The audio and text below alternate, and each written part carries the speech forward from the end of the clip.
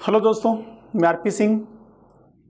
पिछली क्लास में हमने डिस्कस किया था psycho analytic theory Sigmund Freud, जहां हमने समझा था कि सिगमंड फ्राइड ने हमारे मन मस्तिष्क की 3 अलग अलग अवस्थाएं या फिर स्तर बताए थे और वो समग्र रूप से मिलकर हमारे मेंटल कंपोनेंट का संचालन करते हैं।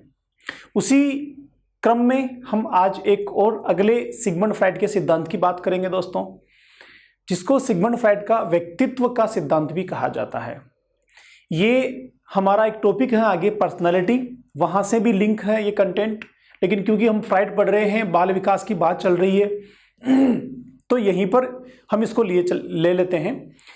सिगमंड फ्राइड का बहुत इंपॉर्टेंट थ्योरी है जिसे व्यक्तित्व संरचना का सिद्धांत भी कहा जाता है। इंग्लिश में यह साइकोडायनेमिक स्ट्रक्चरल मॉडल कहलाता है। साइकोडायनेमिक स्ट्रक्चरल मॉडल में सिगमंड फ्राइड ने हमारे व्यक्तित्व को 3 अलग अलग फैक्टर्स से, तत्वों से या कारकों से निर्मित माना है। इन अलग अलग कारकों से मिलकर एक संपूर्ण व्यक्तित्व बनता है।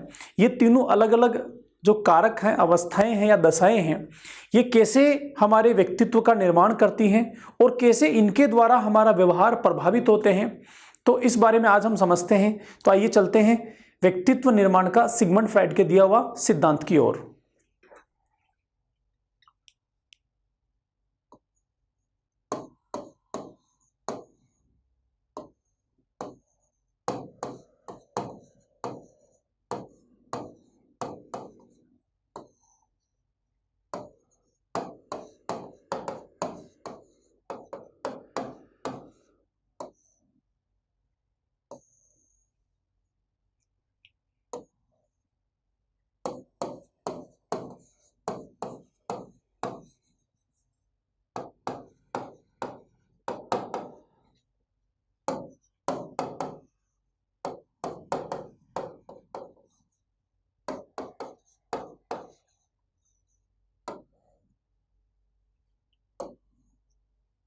फ्राइड का व्यक्तित्व का सिद्धांत या साइकोडायनेमिक स्ट्रक्चरल मॉडल। दोस्तों, साइकोडायनेमिक स्ट्रक्चरल मॉडल में सिगमंड फ्राइड ने कहा कि हमारा जो व्यक्तित्व है ये 3 अलग अलग तत्वों से मिलकर बना है, या 3 कारक हैं, 3 अवस्थाएं हैं जो व्यक्तित्व को बनाती हैं। इसमें फ्राइड ने जो पहली दशा मानी है दोस्तों, उसे फ्राइड ने कहा है इडम। अगर हिंदी में हम कहें इसको तो ये इदम कहलाता है। दूसरा उन्होंने माना है ईगो, जिसको हिंदी में हम कहें तो यह अहम होता है। और तीसरा माना है सुपर ईगो। ये सुपर ईगो जो होता है, हिंदी में हम इसको परम अहम कह सकते हैं। देखिए फ्रेंड्स, जब बालक बहुत छोटा होता है तो सबसे पहले उसमें इड का विकास होता है। थोड़ा बड़ा होने के बाद इड के साथ उसमें इदम अहम भी डेवलप हो जाता है, और थोड़ा और बड़ा होने के बाद जब उसमें नैतिक विकास हो जाता है तो परम अहम भी उसमें विकसित हो जाता है। बालक के बड़े होने के साथ साथ व्यक्तित्व के तीनों कारक उसमें संरचित होते हैं या फिर उसकी क्षमताओं में बनते हैं। लेकिन जब एक बालक पूर्ण परिपक्व हो जाता है, प्रौढ़ या वयस्क हो जाता है, तब भी ये तीनों के तीनों व्यक्तित्व के जो कारक हैं उसमें मौजूद होते हैं। ऐसा नहीं होता कि जो सबसे पहले बनने वाला जो इद होता है यह आगे चल के इसका प्रभाव ना दिखे, अहम का प्रभाव ना दिखे या परम अहम का प्रभाव ना दिखे। इदम से शक्ति मिलती है अहम को, या फिर इदम का ही विकसित रूप अहम होता है, और इससे और आगे विकसित होकर नैतिकता के साथ डेवलप होता है सुपर ईगो या फिर परम अहम। इन तीनों से मिला जुला हम सबका व्यक्तित्व होता है। तीनों के जो अलग अलग प्रभाव होते हैं, तीनों की अलग अलग जो प्रकृति होती है, वो हमारे अलग अलग प्रकार के व्यवहार को बनाती हैं, और यह अलग अलग प्रकार का व्यवहार मिलके एक संपूर्ण व्यक्तित्व का निर्माण करता है। दोस्तों, जहां व्यक्तित्व की बात करें, पर्सनालिटी की बात करें, तो पर्सनालिटी 2 पक्षों से मिलके बनती है। एक हमारा आंतरिक पक्ष होता है, दूसरा बाहरी पक्ष होता है। जो बाहरी पक्ष होता है वो आउटर, जो हमारा पक्ष होता है बाहरी पक्ष, वो शरीर की संरचना से बना होता है जो फर्स्ट अपीयरेंस में हमें दिख जाता है, लेकिन इससे ज़्यादा महत्वपूर्ण पार्ट होता है हमारे व्यक्तित्व का इनर पोर्शन, आंतरिक स्वरूप, जो हमारे व्यवहार में झलकता है, हमारे द्वारा की जाने वाली गतिविधियों के साथ अन्य लोगों के सामने प्रकटीकरण में आता है दोस्तों। तो यह जो व्यक्तित्व होता है, व्यक्तित्व का जो आंतरिक पहलू होता है, जो हमारे गुणों में होता है, जो हमारे व्यवहार में होता है, क्षमताओं में होता है, प्रवृत्तियों में होता है, आदतों में होता है, हमारी नीतियों में होता है, वह व्यवहार का, व्यक्तित्व का आंतरिक पक्ष इन तीन चीजों से मिलके बना है। फ्राइड का मानना है कि ये तीनों मिलके संगठनात्मक रूप से व्यक्तित्व का निर्माण करते हैं। पर्सनालिटी जो है वो इन तीनों से मिलकर बनती है। तो अब हम समझते हैं आगे कि कैसे तीनों कारक पर्सनालिटी को बनाते हैं और इदम की क्या विशेषता है, अहम की क्या विशेषता है, परम अहम की क्या विशेषता है और व्यक्तित्व में इनकी क्या भूमिका होती है। आगे चलते हैं।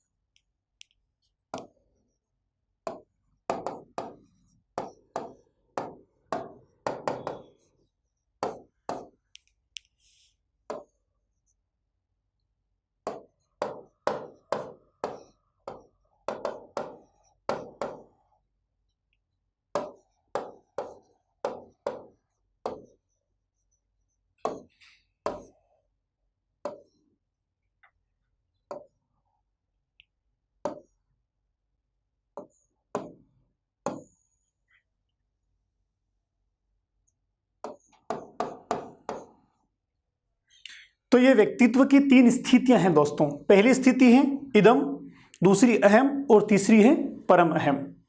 हम बात करते हैं पहले इदम को लेकर, फिर तीनों को संगठनात्मक रूप से समझने की कोशिश करेंगे। दोस्तों अगर इदम की बात करें तो इदम जो है सिगमंड फ्राइड के अनुसार इदम मूल प्रवृत्तियों से संबंध रखता है। किससे संबंध रखता है? इदम मूल प्रवृत्तियों से संबंधित व्यवहार को बनाता है। इंस्टिंक्ट जो हमारी होती हैं उन इंस्टिंक्ट से जुड़ा हुआ कंपोनेंट होता है हमारा इदम, जो मूल प्रवृत्तियों के द्वारा हमारे व्यवहार को बनाने की ओर प्रेरित करता है। दूसरी चीज जो इदम होता है वो सुखकारी सिद्धांत, सुखकारी या फिर आनंद सिद्धांत पे काम करता है। ये हमारे व्यक्तित्व का वह पहलू है जो हमें ऐसे कामों को करने के लिए प्रेरित करता है जिनसे हमें आनंद मिलता है या फिर सुख मिलता है। ऐसे कामों को करने के लिए प्रेरित करता है जो हमारी मूल प्रवृत्तियों से जुड़े होते हैं, जो हमारी बेसिक इंस्टिंक्ट से संबंधित होते हैं। उसके अलावा यह जो होता है हमारी ज्ञानेंद्रियां, ज्ञानेंद्रियां जो होती हैं, ज्ञानेंद्रियों या फिर संवेदनाओं,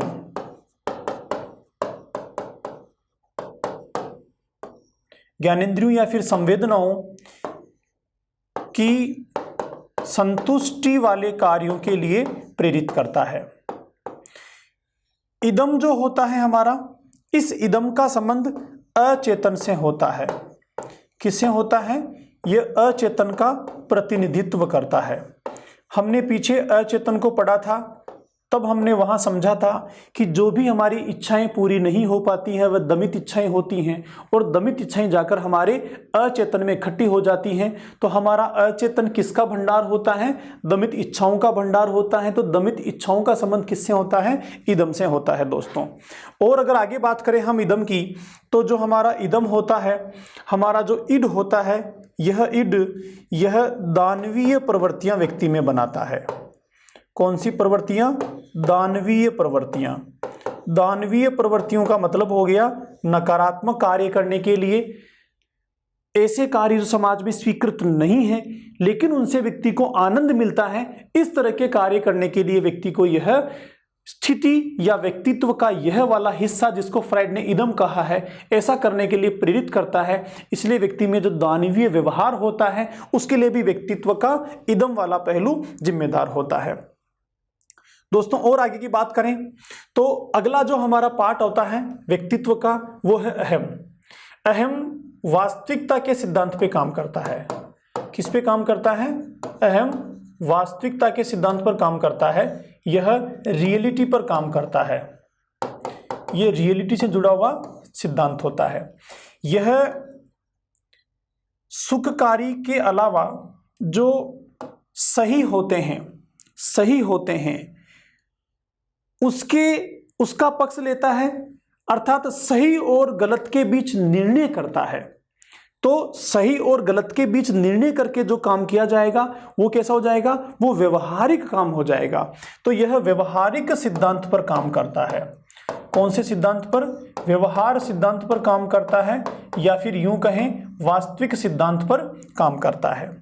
और अगर आगे की बात करें तो यह हमारे चेतन का प्रतिनिधित्व करता है, चेतन से यह संबंधित होता है और यह वास्तविक चीजों के लिए प्रेरित करता है। इसके अलावा ये सही और गलत के बीच निर्णय करता है। सही व गलत के बीच विभेद करता है और सही को चुनता है। किसको चुनता है? सही को चुनता है। सही को चुनने में हमारी मदद करता है। जबकि अगर हम इधर बात करें हमारे इदम की, तो इदम क्या करता है? ये सही और गलत में विभेद नहीं करता। सही व गलत में विभेद ये नहीं करता। क्यों नहीं करता? इसीलिए नहीं करता क्योंकि ये सुखकारी सिद्धांत पे काम करता है। तो उस चीज को करने के लिए प्रेरित करता है जिससे सुख मिलता है या आनंद मिलता है, चाहे वो सही हो चाहे गलत हो, इससे इसका लेना देना नहीं होता है। एक बार इधर आते हैं वापस। तो अहम जो है ये हमारे व्यक्तित्व का विवेकपूर्ण भाग होता है। कौन सा? विवेकपूर्ण। और विवेकपूर्ण के साथ यह व्यवस्थित भी होता है।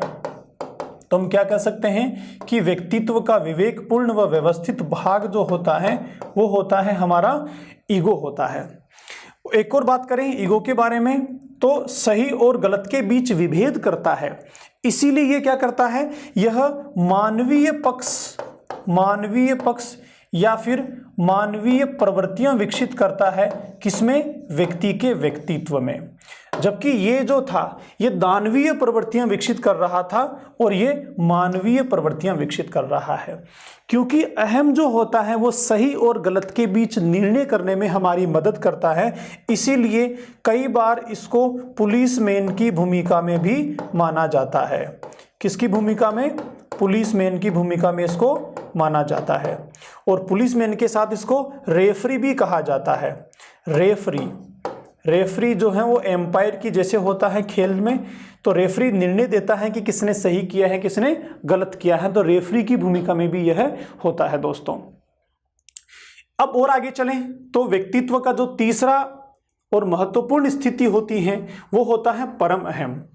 परम अहम जो होता है दोस्तों ये सबसे देर से विकसित होता है। सबसे देर से विकसित होता है क्योंकि ईगो के बाद में विकसित होता है। दूसरी चीज यह नैतिक सिद्धांत पर काम करता है। किस पर काम करता है? नैतिकता के सिद्धांत पर काम करता है। मोरल प्रिंसिपल से इसको एनर्जी मिलती है हमारे परम अहम को। इसके अतिरिक्त यह सही को ही चुनता है, सही का पक्ष लेता है। यहाँ गलत का कोई काम नहीं होता है, पूरी तरह से नैतिकता का पक्षधर होता है दोस्तों ये। उसके अलावा हम लोगों में जो पछतावे का भाव आता है, किसका भाव? पछतावे का भाव आता है। ये पछतावे का भाव भी परम अहम के कारण ही आता है। हमने कोई गलत काम कर दिया और गलत काम करने के बाद जो एहसास होता है कि नहीं मुझे ऐसा नहीं करना चाहिए था, तो यह जो भाव बना, यह जो विचार बना, ये किसके लिए बना? परम अहम के कारण ही बना। और क्योंकि यहाँ हम सब काम अच्छे करते हैं तो व्यक्ति में जो देवदूत की प्रवृत्ति होती है, कौन सी? देवदूत जो व्यक्ति में दिखाई देता है, देवता का जो स्वरूप दिखाई देता है, वो भी इसी के कारण होता है। तो यहाँ पर जैसे ये दानवीय प्रवृत्ति है, ये मानवीय प्रवृत्ति है, और ये देवदूत या फिर देवीय प्रवृत्ति कहलाता है। ये देवीय प्रवृत्ति बनाता है व्यक्ति में। अब एक बार फिर से देखते हैं तीनों को साथ में लेकर।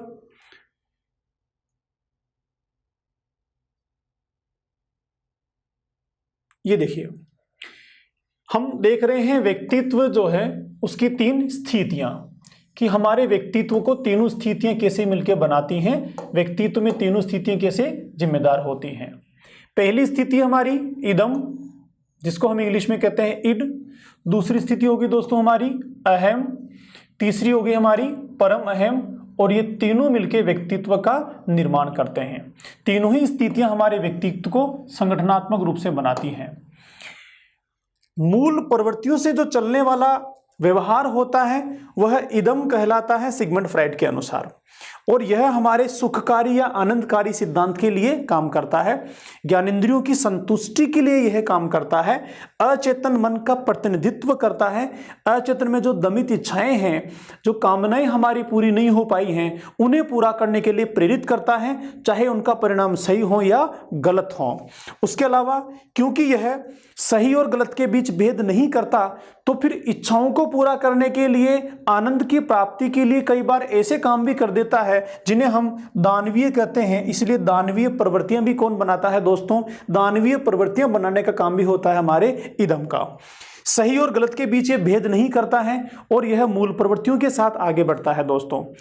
इससे विकसित होकर व्यक्तित्व का जो अगला पार्ट बनता है वह बनता है अहम। अहम को शक्ति इदम से ही प्राप्त होती है। अहम जो है वो इदम का ही विकसित रूप होता है।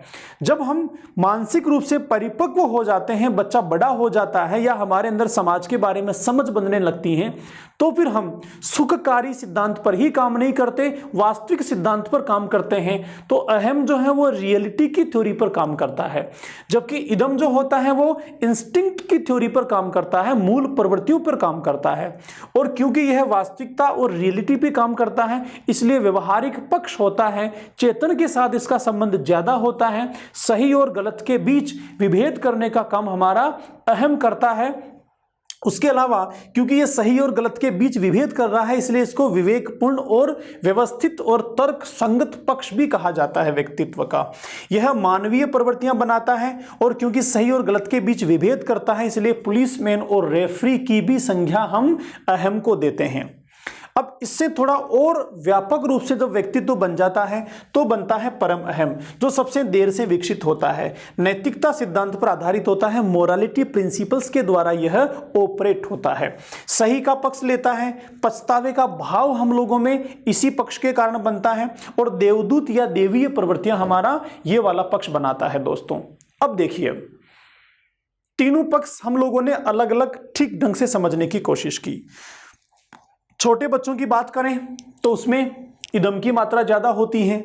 प्रौढ़ या बड़ों की बात करें तो उनमें अहम की मात्रा ज्यादा होती है। जो लोग वयोवृद्ध होते हैं या जिनको ज्ञान की प्राप्ति हो गई है, उसमें परम अहम की मात्रा ज्यादा होती है। लेकिन अगर हम किसी व्यक्ति के साथ बात करें, एक व्यक्ति चाहे वो बच्चा हो, चाहे बड़ा हो, चाहे वयस्क हो, चाहे प्रौढ़ हो, उसमें ये तीनों के तीनों कारक, तीनों की तीनों स्थितियां जो व्यक्तित्व के फैक्टर्स हैं, एक ही व्यक्ति में भी पाए जाते हैं। देखो कैसे, अगर हम अपना खुद का एनालिसिस करके देखें, हमारी थ्योरी का नाम ही है साइको एनालिसिस, हमारे मस्तिष्क का एनालिसिस करना, विश्लेषण करना। आप एक बार सोच के देखो, अपने आप का एनालिसिस करके देखो कि क्या मेरे व्यवहार में, एक दिन को ले लो, किसी भी दिन को, किसी भी एक पर्टिकुलर दिन, आज ही के दिन आप सोच के देखो कि मैंने अभी उठने से लेके अब तक जितनी भी गतिविधियां की, क्या मेरे द्वारा जो काम किए गए, गतिविधियां की गई, वो सारी की सारी नैतिकता से जुड़ी हुई थी या वास्तविकता से जुड़ी हुई थी या फिर मूल प्रवृत्तियों से जुड़ी हुई थी। अगर आप विश्लेषण करके देखेंगे तो आपको पता चलेगा कि हमने आज के दिन में कुछ काम ऐसे किए हैं जो केवल हमारी सुख की प्राप्ति के लिए थे, आनंद के लिए थे, और मूल प्रवृत्तियों से वो प्रभावित हो रहे थे, मूल प्रवृत्तियों के द्वारा वो ऑपरेट हो रहे थे। फिर आपको लगेगा कि मैंने कुछ काम ऐसे किए हैं जो सही और गलत के बीच निर्णय कर रहे थे और मुझे लगा नहीं ये नहीं करना ये करना है, तो वो मैंने किया, तो वो आपके वास्तविकता के सिद्धांत पर आधारित थे जो हमारे अहम पक्ष से बन रहे थे।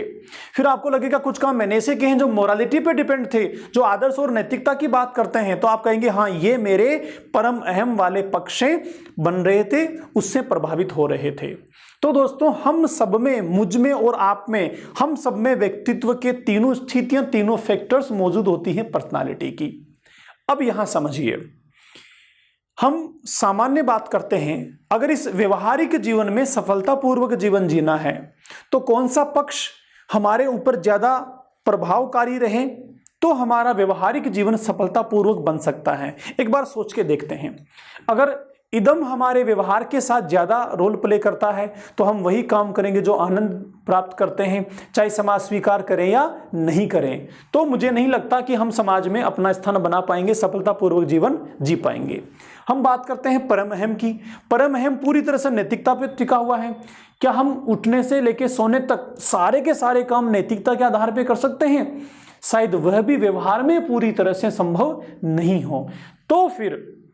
तो फिर हमारा मस्तिष्क खुद क्या करता है? हमारा मस्तिष्क एक बैलेंस बनाता है, हमारे व्यक्तित्व में बैलेंस बनाता है। किस किस के बीच बैलेंस बनाता है? परम अहम और अहम के बीच बैलेंस बनाता है, और वह बैलेंस बनाने का काम करता है हमारा व्यक्तित्व का अहम वाला पार्ट। देखो कैसे, हम एक बार डिटेल से समझते हैं। हम मान के चलते हैं कि ये एक पक्ष है जिसमें ये इड है और ये सुपर ईगो है।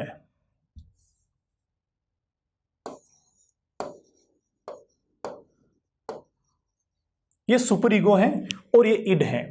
इसके बीच ये एक बैलेंस बनाने का काम करता है। कौन है ये? ये हमारा ईगो है। देखो कैसे बैलेंस बनाने का काम करता है ईगो। कई बार हमें ऐसा लगता है कि आज बड़ा अच्छा मौसम है बाहर, हमारा मन कर रहा है कि हम बढ़िया से 7, 8, 10 घंटे सोए, और पढ़ाई करने का बिल्कुल भी मन आज नहीं कर रहा। मन कर रहा है केवल सोने का, खूब सारा खाने पीने का, एंजॉय करने का, क्योंकि बड़ा अच्छा मौसम हो रहा है। ऐसा मौसम तो बहुत कम होता है, कभी कभी होता है। तो हम आज क्या करते हैं, आज की पढ़ाई पोस्टपोन्ड, बस आज हम केवल सोएंगे, एंजॉय करेंगे। कई बार ऐसा लगता है कि चलो एक नया दोस्त मिला है बहुत दिनों बाद, तो आज का दिन पूरा उसके साथ बिताया जाए, आनंद किया जाए, एंजॉय किया जाए। कोई दोस्त आपका आता है, फोन करता है, चल यार आज मूवी देखने चलते हैं। अब आपका मन करता है कि चलो यार पढ़ाई वढ़ाई तो होती रहेगी, बहुत दिन है, पता नहीं कब होगा, एग्जाम नहीं होगा, चलो आज मूवी देखते हैं। तो ये 3 स्थितियां मैंने आपको बताई। जब आप क्या कर रहे हैं, आपके जो काम है उस काम का निर्णय केवल इस आधार पे है कि आप कि मन में आनंद प्राप्त करने की इच्छा हुई, सुख प्राप्त करने की इच्छा हुई, और आपने अमुक काम को कर लिया, तो यह काम किसके द्वारा ऑपरेट हुआ? यह हमारे इदम के द्वारा ऑपरेट हुआ, यह हमारे इदम वाला हिस्सा हो गया।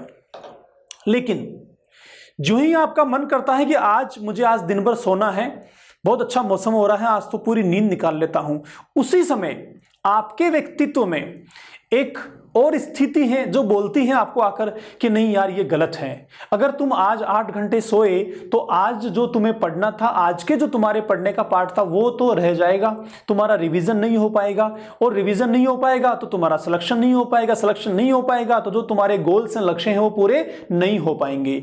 तो अब क्या हो गया, 2 स्थितियां बन गई। एक स्थिति तो क्या, एक स्थिति बोल रही है कि साहब सो जा, मन कर रहा है, बहुत बढ़िया मौसम में, सो जा। दूसरी स्थिति क्या बोल रही है, नहीं नहीं सोना, नहीं सोना, पढ़ना है, सिलेक्शन करवाना है, नहीं पढ़ेगा तो सिलेक्शन नहीं होगा। अब दोनों स्थितियां हैं। एक स्थिति आपकी अहम से बन रही है, एक स्थिति आपकी इदम से बन रही है, और दूसरी परम अहम से बन रही है। अब आपका जो ये बीच वाला मुख्य पोर्शन है ईगो, ये दोनों के बीच कंप्रोमाइज करवाता है, कंपैरिजन करवाता है।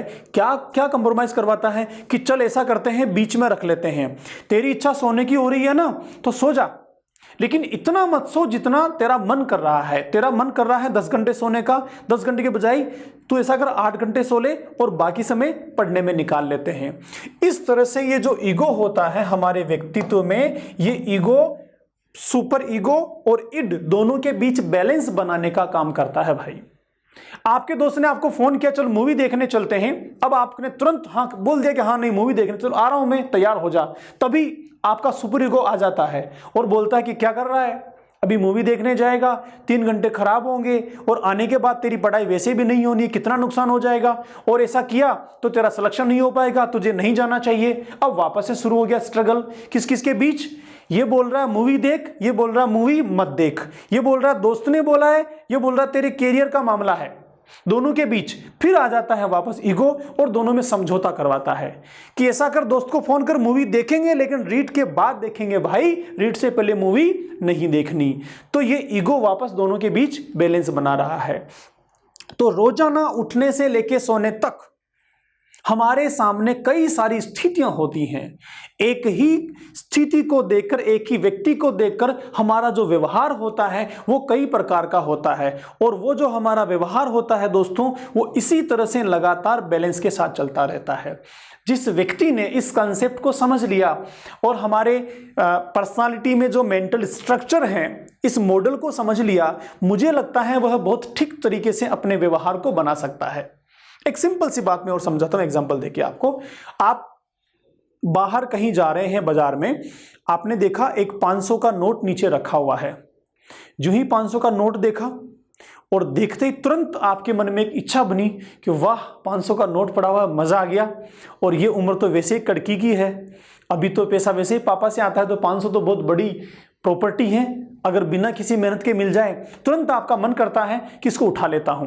और 500 रुपये काम आएंगे। आपने 500 का नोट देखा और दाएं देखा, फिर 500 का नोट देखा, फिर बाएं देखा, फिर नोट देखा, सामने देखा, फिर नोट देखा, पीछे देखा, नोट को देखा, चारों तरफ देखा और देखा कोई भी नहीं देख रहा मुझे। जेब से रुमाल निकाला, रुमाल को नीचे गिराया नोट के ऊपर, और फिर चारों तरफ देखा कोई नहीं देख रहा, रुमाल को उठाया, साथ में नोट को भी उठा लिया और जेब में डाल लिया। मैं नोट उठाना सिखा नहीं रहा हूं ऐसा मत बोलना कि सर ने सिखा दिया कैसे नोट उठाना है। अब देखो यहां पर क्या हुआ, अब तक जो घटना घटी इसके लिए आपके व्यक्तित्व का कौन सा पहलू जिम्मेदार, ये इदम। इड बोल रहा था कि उठा ले, कोई नहीं देख रहा, 500 रुपए बहुत बड़ी चीज होती हैं। लेकिन जो ही आपने जेब में रखा, तुरंत आपके मन में एक भाव बनता है, एक विचार आता है, ये परम ईगो साहब आ जाते हैं और सुपर ईगो आ जाके बोलता है कि तूने गलत किया, तूने गलत किया, ये नोट तेरा नहीं है, तुझे नहीं उठाना चाहिए था। हो सकता है किसी ऐसे व्यक्ति का हो, बेचारे का, जिसके पास ये कुल 500 ही रुपए हो और वो कुछ देर बाद ढूंढते वापस आए और उसको नहीं मिले, तो उसका मार्केट का काम शायद नहीं हो पाए, और ऐसा तुझे नहीं करना चाहिए था, ये तूने गलत कर लिया। जो ही ये विचार बनते हैं तो अब हमारा ईगो, परम अहम जो है, सुपर ईगो जो है, ये हमारे ऊपर हावी हो रहा है। अब दोनों के बीच वापस से संघर्ष शुरू हो जाता है। किसके बीच, ये तो बोलता है 500 का नोट मेरा है, मैं रखूंगा, मजा आ गया, मूवी देखूंगा, और ये बोल रहा गलत, तेरा नहीं है, तुझे नहीं लेना है। अब वापस से बीच में ईगो आता है और बोलता है भाई कंप्रोमाइज कर लो, दोनों के बीच का रास्ता निकाल लो। और फिर आपका ईगो बोलता है कि नहीं, ये नोट तेरा नहीं है, तुझे इसको नहीं लेना है, इसको वहीं रख दे जहां से तूने उठाया था। तो दोस्त, रोजाना उठने से लेके सोने तक लगातार इस तरह की स्थितियां हमारे साथ बनती रहती हैं। आपको बैलेंस बना के रखना है। ये जो इदम है ये हम सब में मौजूद है और ये रहेगा, ये कभी समाप्त भी नहीं हो सकता है और होना भी नहीं चाहिए, क्योंकि आनंद और सुखकारी चीजों के लिए तो यही प्रेरित करता है। तो आपको आनंद भी लेना है, सुख भी लेना है, मजे भी लेने हैं, लेकिन ध्यान रखना है दायरे से बाहर नहीं जाना, कायदों से बाहर नहीं जाना। अब देखो, तीनों बैलेंस बनाने के साथ कभी कभी क्या होते हैं, एक पक्ष दूसरे पर हावी हो जाता है।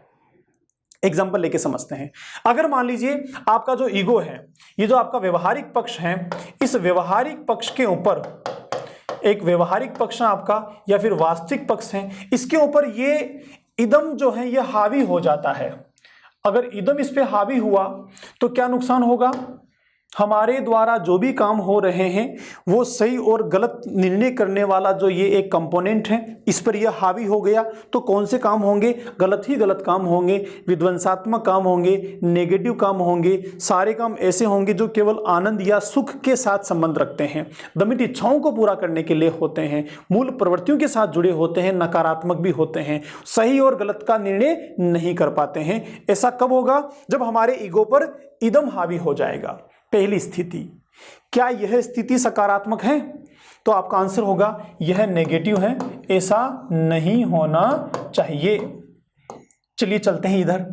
ये सुपर ईगो भी अगर इस पर हावी हो जाए, अहम पर, ईगो पर हावी हो जाए, तो भी क्या सफलतापूर्वक जीवन जीना संभव है? आप सोच के देखो, क्या प्रत्येक गतिविधि ऐसी कर सकते हैं आप व्यवहारिक जीवन में जो पूरी तरह से आदर्शवादी हो, पूरी तरह से 100% नैतिक हो, केवल सही ही सही हो? मुझे लगता है ऐसा करने के लिए हिमालय पर जाना पड़ेगा। इस सांसारिक जीवन में पूरी तरह संभव नहीं है। संभव है लेकिन पूरी तरह 100% संभव नहीं है। तो अगर इसके साथ पूरी तरह यह हावी हो गया तो भी स्थिति सामान्य नहीं है, इसको भी हम असामान्य स्थिति कहेंगे। नेगेटिव तो नहीं कहेंगे, नकारात्मक तो नहीं है, लेकिन यह असामान्य स्थिति है, अबनॉर्मल सिचुएशन है। इसमें व्यक्ति सफलतापूर्वक सुखी जीवन नहीं जी सकता। सुख भी उसको चाहिए, शरीर में जो ज्ञानेंद्रियां बनी है इनका सुख भी उसको लेना है, मन में जो सुख की चीजें हैं वो भी उसको जीवन में लेनी है। तो पूरी तरह से यह भी संभव नहीं होता है। तो फिर ठीक क्या है? ठीक है इन दोनों के बीच बैलेंस। क्या रहना चाहिए? इन दोनों के बीच बैलेंस रहना चाहिए। इन दोनों के बीच बैलेंस रहेगा दोस्तों, तो यही स्थिति सही स्थिति है जो व्यक्तित्व को बनाती है। और जिस व्यक्ति ने बैलेंस को बनाना सीख लिया, समझो उसके व्यक्तित्व का विकास भी हो गया। तो जहां व्यक्तित्व विकास की बात होती है, व्यक्तित्व निर्माण की बात होती है, व्यवहार को सुधारने की बात होती है, तो एक चीज आज मेरी याद रखिए कि हम सब में तीनों पोर्शंस हैं।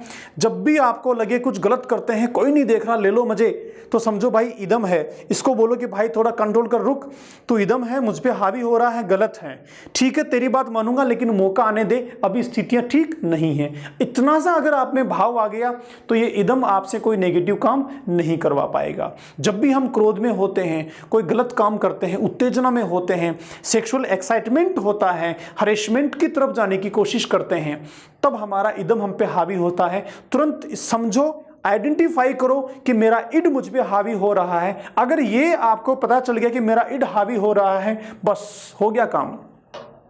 आई गारंटीड विद यू, सिर्फ इतना आपको पता चलेगा कि मेरा इदम मुझ पे हावी हो रहा है, बस अब ऑटोमेटिकली आपका जो ईगो है यह बीच में आ जाएगा और बैलेंस बना लेगा, आपको गलत काम नहीं करने देगा, व्यक्तित्व को गलत रास्ते पे नहीं जाने देगा। तो याद रहेगी मेरी बात, आपको दोनों के बीच बैलेंस बना के रखना है। एक एग्जांपल देता हूं छोटा सा, जिससे शायद मेरी बात आपको और बढ़िया से क्लियर हो जाए। एक व्यक्ति है जिसने अपने जीवन में बहुत सारा संघर्ष किया, बहुत सारा काम किया, लगातार सीखता रहा, आदतों को अच्छा करता रहा, और बढ़िया बहुत सारे अच्छे काम किए और धीरे धीरे डेवलप करते करते कहाँ पहुँच गया? सुपर ईगो में पहुँच गया। जब सुपर ईगो में पहुँचा तो लोग उसका सम्मान करने लगे, पूजने लगे, मानने लगे, उसकी किताबें चलने लगी, उसके बड़े बड़े प्रोग्राम होने लगे, बड़े बड़े सत्संग होने लगे, लोगों ने उसको भगवान बोल दिया, उसको विद्वान मान लिया, उसके आदर्शों पर चलने लगे। इस तरह से बहुत उच्च लेवल पर यह व्यक्ति पहुंच गया। उसका परम अहम बहुत व्यापक हो गया, इदम जो है उसका बहुत कम रहा और ईगो भी तुलनात्मक कम रहा। इस तरह से सब जगह प्रसिद्धि मिल गई। लेकिन दोस्त याद रखिए, आपने एक बार परम अहम को बहुत बड़ा लेवल पर बना लिया तो यह जरूरी नहीं है कि यह बना रहेगा, क्योंकि लगातार मस्तिष्क की अवस्थाएं बदलती रहती हैं, विचार बदलते रहते हैं, और विचार ही तो है ये विचार ही तो हैं जो लगातार बदलते रहते हैं। जो ही नेगेटिव विचार आता है तो तुरंत आपने जो बना रखा है वो तुरंत वापस से खराब भी हो सकता है। तो मैंने जो एग्जांपल दिया व्यक्ति का, जिसने एक बहुत बड़ा परम अहम अपना बना लिया, लोगों में देवता के रूप में जाने लगा, उससे एक छोटी सी गलती हो गई। गलती क्या हो गई? उसका इदम, उसका इड उसके ऊपर हावी हो गया और एक छोटी सी गलती उससे हो गई। जो ही वो छोटी सी गलती हुई, पूरा देश, पूरे उसके भक्त, पूरे उसके जो फॉलोवर्स थे, सब ने उसको नकार दिया। वो व्यक्ति जेल में चला गया और पूरी तरह से उसकी लाइफ खत्म हो गई, डिस्ट्रॉय हो गई। सारा का सारा जो बरसों की मेहनत थी वो समाप्त हो गई, पानी फिर गया सबके ऊपर। अब लोग उसका नाम लेने को तैयार नहीं है, शक्ल देखने को तैयार नहीं है। दोस्तों कौन है मुझे नहीं पता, मैं नाम नहीं लेना चाहूंगा, यहां पर सार्वजनिक मंच है ये। लेकिन बात यहां समझने की यह है कि एक छोटा सा इदम, छोटा सा इड जो उस व्यक्ति पर हावी हो गया, वह उसको समझ नहीं पाया और इतने लंबे समय का प्रयास जो उसने किया था व्यक्तित्व बनाने का, वो 2 मिनट में खत्म हो गया। इसलिए याद रखिए, ये समाज, ये समाज में जो चीजें बनती है ना, ये चीजें तुरंत खत्म हो सकती हैं एक छोटी सी गलती के चलते, और वह गलती कभी भी होगी तो कब होगी, जब हमारा इड हम पे हावी हो जाएगा, इदम हम पे हावी हो जाएगा। तो हमने काफी सारा डिस्कशन किया इन दोनों को लेकर। चलिए एक बार वापस से ठीक से सारी चीजों को समझते हैं आगे बढ़ते हुए।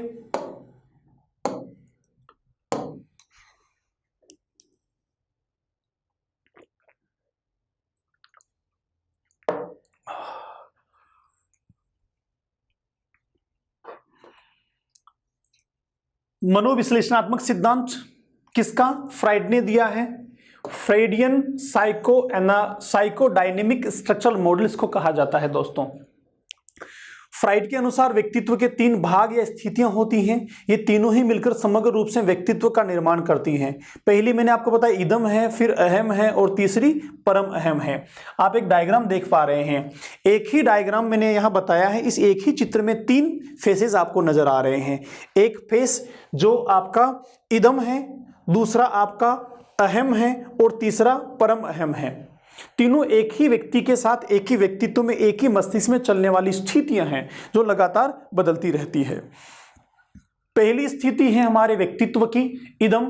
इदम मूल प्रवृत्त्यात्मक प्रवृत्ति से प्रेरित होता है, बेसिक इंस्टिंक्ट से जुड़ा होता है। इसको एनर्जी इंस्टिंक्ट से मिलती है। यह अचेतन का प्रतिनिधित्व करता है, अनकॉन्शियस के साथ जुड़ा होता है। तो दमित इच्छाएं जो होती है उनके लिए काम करता है। यह इच्छाओं की जननी माना जाता है, क्योंकि इच्छाओं को ही समझता है, इसलिए इच्छाओं की जननी इसको कहते हैं। ईड के कारण व्यक्ति के मन में इंद्रिय जनित सुखों की इच्छा उत्पन्न होती है। इंद्रिय जनित सुखों का मतलब हो गया यहाँ पर सेक्स करना और जितनी भी चीजें जो बॉडी को सुख पहुंचाती हैं, टेस्ट के लिए, स्वाद के लिए, गलत सलत चीजों को खाना पीना, ये सारा का सारा इसमें शामिल आता है। जहां इंद्रियों को सुख मिलता है उसके लिए यह वाला पक्ष काम करता है। इसलिए इदम को सुखवादी सिद्धांत कहा जाता है। इदम को कुसमायोजन के लिए उत्तरदायी माना जाता है।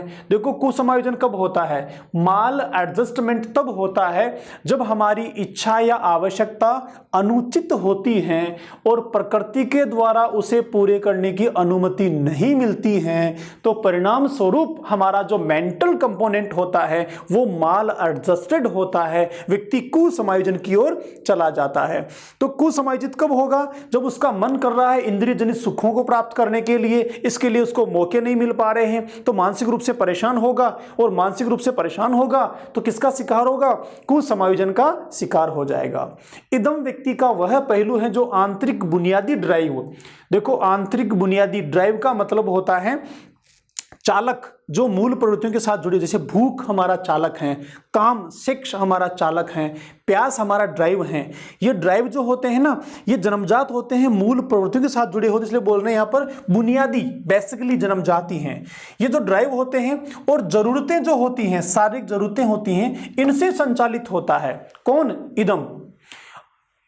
आमतौर पर सहज है, जैसे कि भूख, प्यास और सेक्स के लिए ड्राइव या कामेच्छा। तो ये सारी चीजें जो ड्राइव होते हैं ना, ये इनके लिए काम करता है कौन, इदम। इदम आनंद सिद्धांत के अनुसार कार्य करता है। इसमें वह दर्द से बचता है। दर्द का मतलब यहां पर क्या है, जैसे पढ़ाई करना अच्छा लगता है क्या आपको, बोलो अच्छा लगता है क्या, शायद सबको नहीं लगता होगा। पढ़ाई करने में मजा सबको नहीं आता होगा, सबको अच्छा नहीं लगता होगा, लेकिन पढ़ इसीलिए रहे हैं कि रीट में सिलेक्शन चाहिए। बस सिंपल सी बात है ना। तो पढ़ना अच्छा नहीं लग रहा, मन कर रहा नहीं यार सोएं, टीवी देखें, घूमें फिरें, मजे करें, खाएं पिएं, एंजॉय करें, सेक्स करें, मन ऐसा कर रहा है।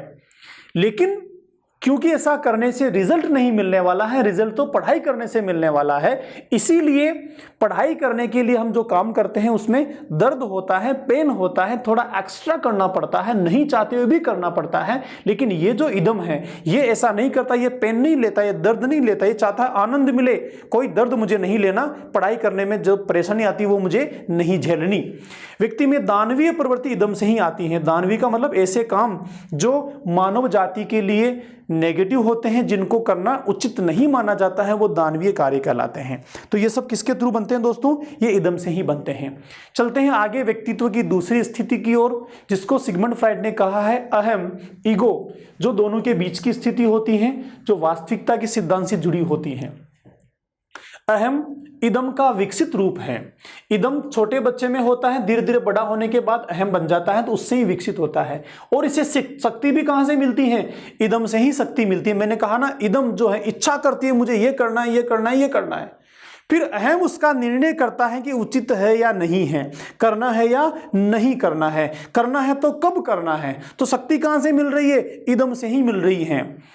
यह व्यक्ति का विवेकपूर्ण, तार्किक और सुव्यवस्थित भाग है, क्योंकि बड़े होने के बाद बुद्धि विकसित हो जाती है, मस्तिष्क बन जाता है, तर्क वितर्क बन जाते हैं, अमूर्त चिंतन बन जाते हैं।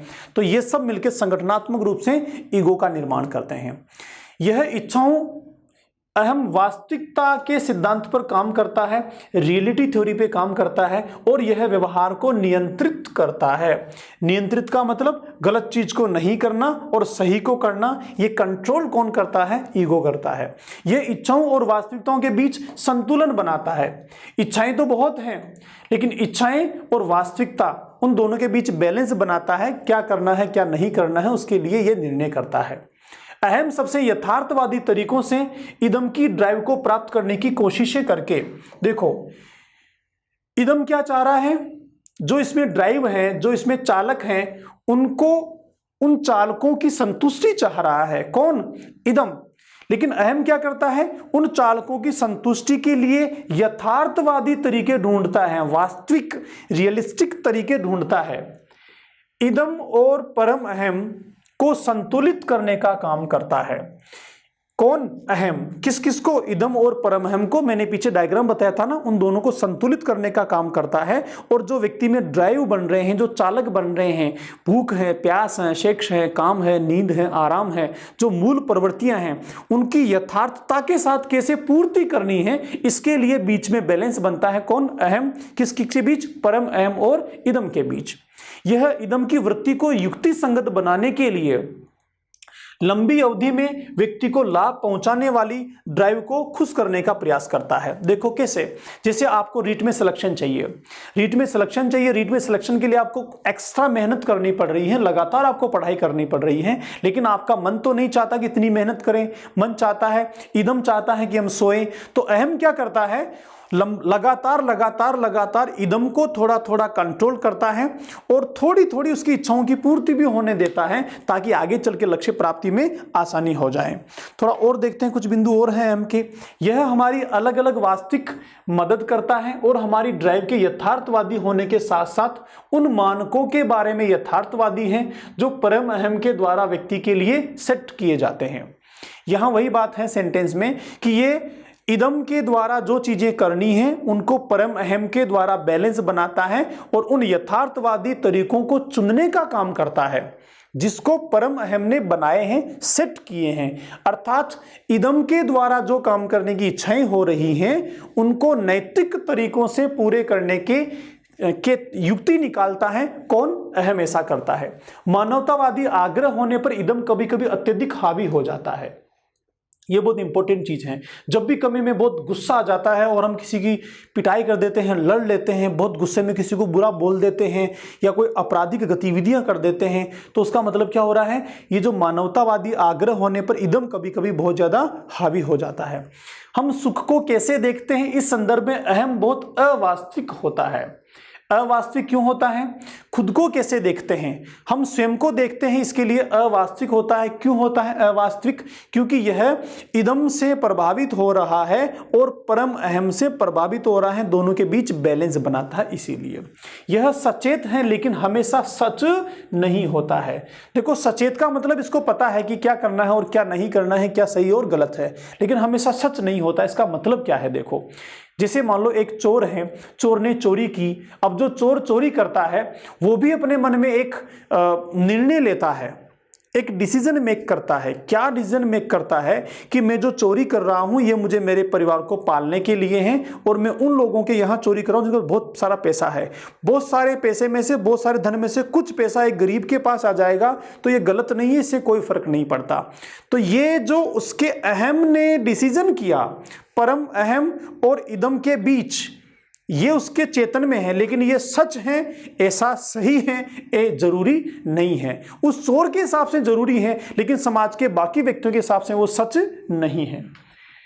यह पुलिसमैन और रेफरी की भूमिका निभाता है, क्योंकि पुलिसमैन सही और गलत के लिए निर्णय करता है, रेफरी भी दोनों के भी जजमेंट करता है। व्यक्ति में मानवीय प्रवृत्ति अहम से ही प्रेरित होती हैं, सही और गलत काम करने के लिए मानव निर्णय करता है। चलते हैं तीसरी स्थिति की ओर, जो व्यक्तित्व निर्माण में सबसे देर से विकसित होती हैं, सबसे बड़ी होती हैं। परम अहम सुपर ईगो व्यक्तित्व का सबसे देर से विकसित होने वाला भाग होता है। परम अहम व्यक्ति में आदर्श एवं नैतिकता का विकास करता है। किसका? मोरालिटी का और आइडियलिटी का विकास करता है। यह आदर्शवादी सिद्धांत पर आधारित होता है। एक व्यक्ति में देवदूत परम अहम के कारण ही दिखाई देता है। देवदूत का मतलब क्या हो गया? हम किसी व्यक्ति में जिसमें बहुत नैतिकता होती है, उसको मतलब यार कितना अच्छा है, बिल्कुल देवता जैसा आदमी है, कोई बुरा काम ये तो कर ही नहीं सकता। तो उसमें जो उसके व्यक्तित्व में जो हमें ये चीज दिख रही है देवता जैसी, यह क्यों बनी? उसका परम अहम काफी मात्रा में उसमें है। परम अहम उसके व्यवहार में ज्यादा हो रहा है। परम अहम से उसके सारे काम निर्धारित हो रहे हैं, इसीलिए हमें उसमें देवदूत की भूमिका दिखाई देती है। व्यक्ति में पछतावे का भाव परम अहम से ही आता है। हमने कोई गलत काम कर लिया, बाद में पता चला कि यार ऐसा नहीं करना चाहिए था, ऐसा गलत हुआ हम लोगों से, हम पछता रहे हैं, आगे से नहीं करेंगे। ऐसा क्यों हो रहा है? क्योंकि परम अहम हमारा यहाँ पर प्रभाव बना रहा है। परम अहम नैतिक सिद्धांत द्वारा संचालित होता है। यह उच्च विचार और नैतिकता के संबंध में कार्य करता है। उच्च विचार के संबंध में अहम की तरह सहज अभिनय के बजाय परम अहम सामाजिक रूप से स्वीकार्य तरीके से कार्य करने के लिए काम करता है। देखो अहम क्या करता है? बहुत सहज होता है, सही और गलत के बीच निर्णय करके तुरंत अपनी बात रख देता है कि ये करना है। लेकिन परम अहम ऐसा नहीं करता। परम अहम इतना सहज नहीं होता। वो हर चीज को, हर काम को, हर गतिविधि को, हर विचार को समाज के साथ जोड़कर देखता है कि मेरे द्वारा किया गया यह कार्य समाज में स्वीकार होगा कि नहीं होगा, यह सामाजिक रूप से सही है या नहीं है। इसके साथ जोड़ते हुए परम अहम अपने व्यवहार को करने के लिए प्रेरित करता है। यह नैतिकता को नियोजित करता है। कौन? परम अहम। यह हमारी गलत और सही की भावनाओं को देखते हुए सामाजिक रूप से स्वीकार्य व्यवहार को प्रोत्साहित करने के लिए अपराध का उपयोग भी करता है। कई बार हमें लगता है कि नहीं ये काम मुझे नहीं करना, अगर ये मैंने किया तो इसके बदले अपराध होगा और अपराध के बदले मुझे सजा मिलेगी। इस तरह का विचार भी कौन लेकर आता है? परम अहम ही लेकर आता है। क्यों लेकर आता है? क्योंकि ऐसा करने से क्या होगा? हम गलत चीज की तरफ नहीं बढ़ पाएंगे, इसलिए। अगला बिंदु है परम अहम का। हमारे आसपास के लोगों से हमें परम अहम आता है। वे उन चीजों को प्रभावित करते हैं जिन पर हम विश्वास करते हैं। देखो सही और गलत का मतलब क्या है। मैं जब आपको मोरल डेवलपमेंट्स बता रहा था तब मैंने कहा था कि हिंसा करना, किसी को मारना, चोरी करना हर जगह हर परिस्थिति में गलत नहीं होते हैं। परिस्थिति के हिसाब से वो तय होते हैं। तो हमारा व्यवहार सही है कि गलत है, जो हमने काम किया वो मोरालिटी में आता है कि नहीं आता है, ये कौन तय करेगा? हम जिस समाज में हैं, जिस परिवेश में हैं, जहां हमारा व्यवहार प्रदर्शित हो रहा है, जिन व्यक्तियों पर हमारा व्यवहार प्रवाहित हो रहा है, वो तय करेंगे कि सही है या गलत है। बस यही बात यहां पर होती है कि परम अहम जो है वो हमारे आसपास के लोगों से आता है, आसपास की चीजों से प्रभावित होता है, जिन पर हम विश्वास करते हैं, जिन धारणाओं और विचारों को हम मानते हैं। जैसे एक उग्रवादी का मानना है कि हमें लोगों को मारना चाहिए, जितने लोग मैंने मारे वो मेरे लिए अच्छा है, वो मेरे लिए परम अहम है। जबकि एक सैनिक का मानना है कि उग्रवादी एक भी व्यक्ति को नहीं मारे, मुझे उग्रवादी को मारना है, तो यह उसके लिए परम अहम है। तो हर व्यक्ति की अपनी अपनी मान्यता है, जिसको वह मानता है उस हिसाब से वह अपने परम अहम को तय करता है। इदम और अहम के बीच खुशहाल माध्यम को खोजने के लिए परम अहम ही जिम्मेदार होता है। परम अहम क्या करता है? सही चीजों को ले और करने के लिए प्रेरित करता है। अब एक बार डायग्राम को देखते हैं। यहां एक पिक्चर मैंने बनाई है। इस पिक्चर में वही जो मैंने आपको समझाने की कोशिश की वो एक डायग्राम से आप फिर देख पा रहे हैं। Conflict between id and super ego. किस किस के बीच कॉन्फ्लिक्ट है? इड और सुपर ईगो के बीच द्वंद्व चल रहा है। कॉन्फ्लिक्ट का मतलब होता है द्वंद्व, संघर्ष चलता है कि मैं इड की मानूं या सुपर ईगो की मानूं। देखो ये जो इड है ये बोल रहा आई वांट, मुझे चाहिए, हर हाल में चाहिए, कुछ भी करना पड़े, लड़ना पड़े, तोड़ना पड़े, फोड़ना पड़े, मुझे चाहिए। जबकि सुपर ईगो क्या बोल रहा है? आई शुड, मुझे ऐसा करना है या नहीं करना है। तो ये तो मस्ट की ओर जाता है, जबकि ये शुड की ओर, चाहिए की ओर करता है। ये कह रहा नहीं ये बुरा है, ऐसा नहीं करना है। इन दोनों के बीच ये व्यक्ति हैं जो आई है, ईगो है। ईगो, आई विल, फिर ये दोनों के बीच का तरीका निकालता है कि मुझे क्या करना है। तो हम सबके जीवन में लगातार संघर्ष चलता रहता है। एक पक्ष बोलता है कर ले, कौन देख रहा है, क्या फर्क पड़ता है। दूसरा बोलता है नहीं यार, नहीं करना, गलत है, कोई देखे या ना देखे, गलत तो गलत है। फिर दोनों के बीच में हम एक निर्णय निकाल लेते हैं। एक और डायग्राम यहां पर देखें आप, यहां पर भी क्या है, कॉन्फ्लिक्ट है, द्वंद्व है। किस किस के बीच, इड और सुपर ईगो के बीच कॉन्फ्लिक्ट चल रहा है। आप डायग्राम में क्या देख पा रहे हैं, I want ice cream right now, alright, ये बोल रहा है कि मुझे अभी के भी आइसक्रीम चाहिए, अभी के भी आइसक्रीम चाहिए।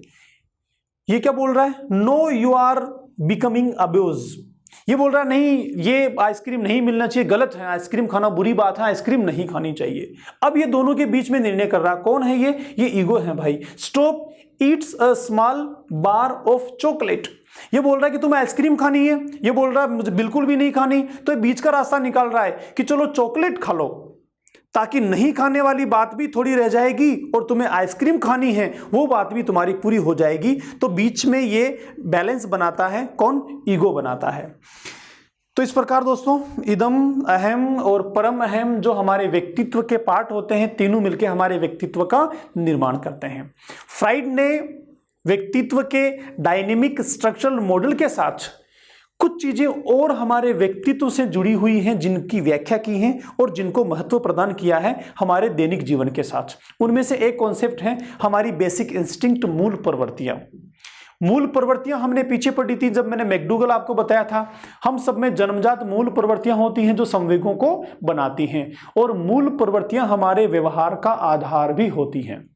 फ्राइड कहते हैं कि हम लोगों में दो मूल प्रवृत्तियां होती हैं, और ये दोनों जो मूल प्रवृत्तियां होती हैं इन्हें ड्यूअल इंस्टिंक्ट थ्योरी के नाम से फ्राइड ने कहा। किस नाम से, ड्यूअल इंस्टिंक्ट थ्योरी। इंस्टिंक्ट हो गई मूल प्रवृत्तियां, ड्यूअल यानी दो। तो फ्राइड कहते हैं ये दो मूल प्रवृत्तियां होती हैं, एक होती है जीवन मूल प्रवृत्ति, लाइफ इंस्टिंक्ट, दूसरी होती है डेथ इंस्टिंक्ट या मृत्यु मूल प्रवृत्ति। फ्राइड ये कहते हैं कि दोनों साथ में होती हैं, ड्यूअल है हमारा स्ट्रक्चर, मेंटल या हमारी पर्सनालिटी। जो लाइफ इंस्टिंक्ट होती हैं, जीवन मूल प्रवृत्ति होती हैं, वो सकारात्मक कार्यों को करने के लिए प्रेरित करती हैं, और जो मृत्यु मूल प्रवृत्ति होती हैं वो नकारात्मक कार्यों को करने के लिए प्रेरित होती हैं। और ये दोनों ही मूल प्रवृत्तियां ड्यूअल रूप से हमारे व्यक्तित्व में बनी होती हैं। तो हमारे द्वारा दो ही तरह के कार्य होते हैं, या तो सकारात्मक होंगे या तो नकारात्मक होंगे, या तो सृजनात्मक होंगे या तो विध्वंसात्मक होंगे।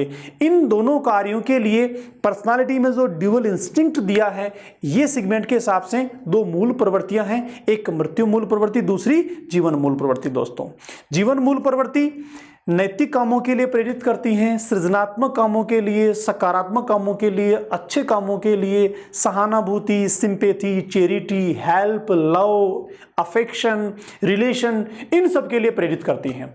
जबकि मृत्यु मूल प्रवृत्ति अपराधी कामों के लिए, चोरी करने के लिए, झूठ बोलने के लिए, गलत तरीके से सेक्स के लिए, प्लेजर के लिए और नेगेटिव चीजों के लिए, विध्वंसात्मक लड़ाई झगड़ा, ये सब इन सब के लिए प्रेरित करती हैं। अब आप मुझे ऐसा कोई इंसान बता दो दुनिया में जो दो पैर पे चलता हो, दो पैर का मतलब सामान्य इंसान हो आपको और मेरी तरह से, और उसमें दोनों मूल प्रवृत्तियां नहीं हो।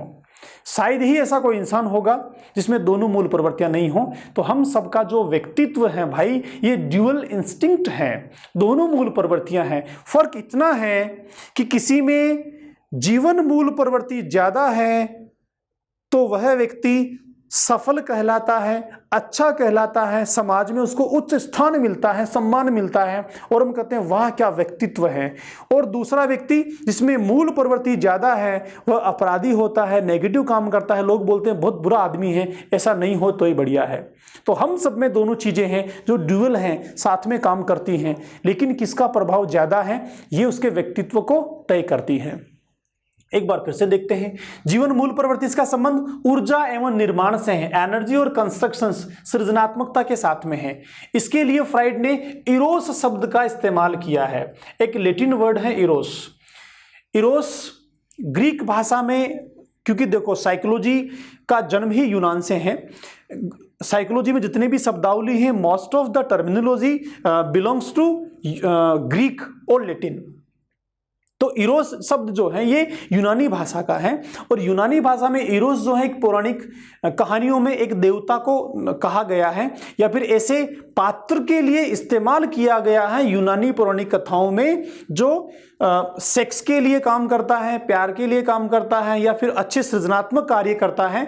इस तरह की भूमिका के लिए जिस पात्र को यूनानी पौराणिक कथाओं में रखा है वो है आपका इरोस।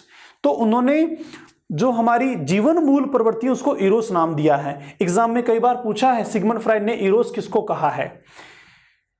पौराणिक कथाओं में इरोस रोमांटिक या अंतरंग प्यार, इच्छा व सेक्स के देवता को दर्शाता है।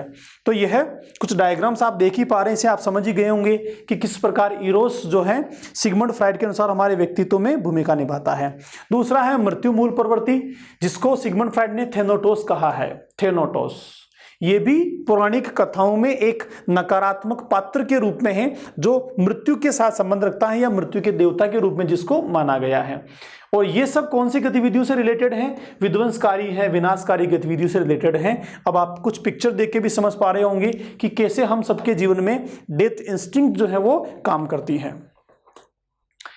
तो आज का डिस्कशन बस यहीं तक। आज हमने बहुत महत्वपूर्ण चीजों पर डिस्कशन किया दोस्तों। व्यक्तित्व बहुत इंपॉर्टेंट पार्ट होता है हमारी लाइफ का। हर कोई चाहता है व्यक्तित्व अच्छा बने, हर कोई चाहता है व्यक्तित्व का निर्माण करना, हर कोई चाहता है अपनी पर्सनालिटी को टॉप लेवल पर लेके जाना। तो फिर अगर आप टॉप लेवल पे आपके व्यक्तित्व को लेके जाना चाहते हैं, व्यक्तित्व का निर्माण ठीक ढंग से करना चाहते हैं भाई, तो मैंने एक तरीका बता दिया। क्या कि आप आपके इड को पहचानिए, आपके इदम को ध्यान रखिए, उसको हावी मत होने दीजिए। जब भी वो आपके व्यवहार में आता है तुरंत रोक दो कि भैया इदम थोड़ा रुक, मुझे थोड़ा मौका मिलने दे, तेरी बात सुनूंगा, तूने जो कहा है वो भी करूंगा, लेकिन मौका मिलने दे, अभी ठीक नहीं है। इतनी समझ बन गई तो व्यक्तित्व में 50% चेंजेस अभी से आ जाएगा, मेरी गारंटी है, बहुत बड़ा बदलाव आ जाएगा। दूसरा हमने आज बात की बेसिक इंस्टिंक्ट को लेकर, जीवन मूल प्रवृत्ति और मृत्यु मूल प्रवृत्ति। हम में ही दोनों है, मुझ में भी दोनों है, आप में भी दोनों है। आप किसकी बात मानते हैं, किसको अपने ऊपर हावी होने देते हैं, वैसा ही व्यवहार बन जाएगा। अगर मृत्यु मूल प्रवृत्ति को हावी होने दिया तो नेगेटिव काम होंगे, विध्वंसात्मक काम होंगे, और जीवन मूल प्रवृत्ति को हावी होने दिया तो जीवन में रोमांस होगा, लव होगा, अफेक्शन होगा, एनर्जी होगी, ऊर्जा होगी, मजा आएगा, आनंद होगा, सृजनात्मकता होगी, रिलेशन होंगे, सम्मान होगा, लोग आपको मानेंगे वाह क्या व्यक्तित्व है, हंसी होगी। इसलिए याद रखिए, जीवन मूल प्रवृत्ति को बढ़ाने की कोशिश कीजिए और मृत्यु मूल प्रवृत्ति को कंट्रोल करने की या पहचानने की कोशिश कीजिए। आप व्यक्तित्व से निकाल नहीं सकते हैं, बॉडी में है, उसको कभी खत्म नहीं होगी, वो तो मरने के साथ खत्म होगी, लेकिन आइडेंटिफाई कर लेंगे, पहचान लेंगे तो काफी कुछ हद तक हम रिफॉर्म कर सकते हैं हमारे बिहेवियर को। और हमने अगर बिहेवियर को रिफॉर्म कर लिया तो व्यक्तित्व तो फिर बाएं हाथ का खेल है। तो मिलते हैं अगली क्लास में। मैं आरपी सिंह दुआ करता हूं कि आज का डिस्कशन आपको बहुत बढ़िया से समझ में आया होगा और आपके जीवन में यह बदलाव भी लेकर आएगा और आपके व्यक्तित्व निर्माण में एक नींव का पत्थर होगा। मिलते हैं अगली क्लास में।